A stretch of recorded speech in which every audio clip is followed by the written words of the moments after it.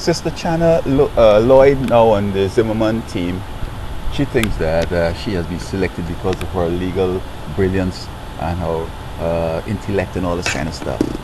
But all they want is a black face on the team. I mean, she's saying things that make me feel that she's delusional. For example, she's saying here that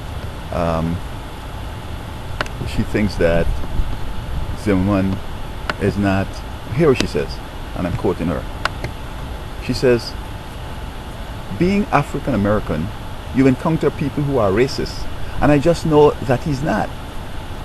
And she says further, I would say that they are not really aware of what history is.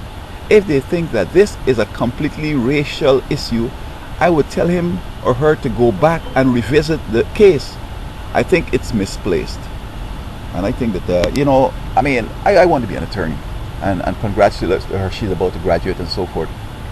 But listen, attorneys are not necessarily gifted with brilliance and big intellect. All you do is you learn to write papers and to research stuff. I mean, it's nothing creative. You go, here's a case, you look for one that's similar, you see how the case was decided, and if you think that your evidence isn't up to that, then you tell your brother you can't win this case.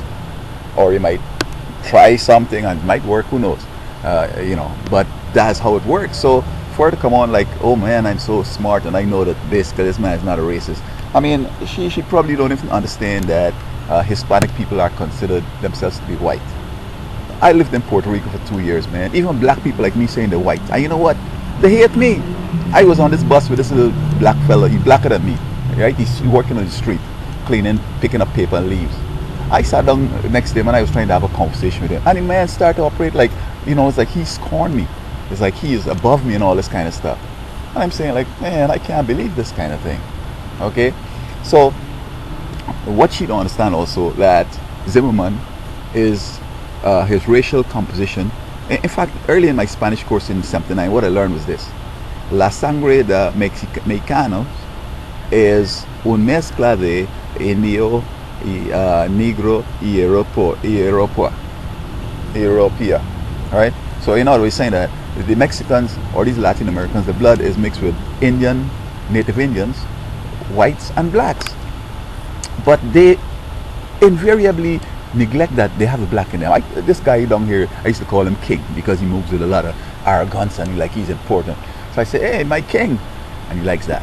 So he talking to one guy, he said, well, we Latinos, man, we mix with Indian and we mix with white. I'm listening to hear him say black. He won't even say that. And since then I just stopped talking to this guy because he's an idiot. He's denying history and reality. Okay? In fact, in Puerto Rico, they tell me that when one of these women are pregnant, you don't know what kind of baby is going to be born. It could be one black like me, it could be one looking like a white man, it could be one looking like a Hispanic. They don't know what's going to come down. Okay?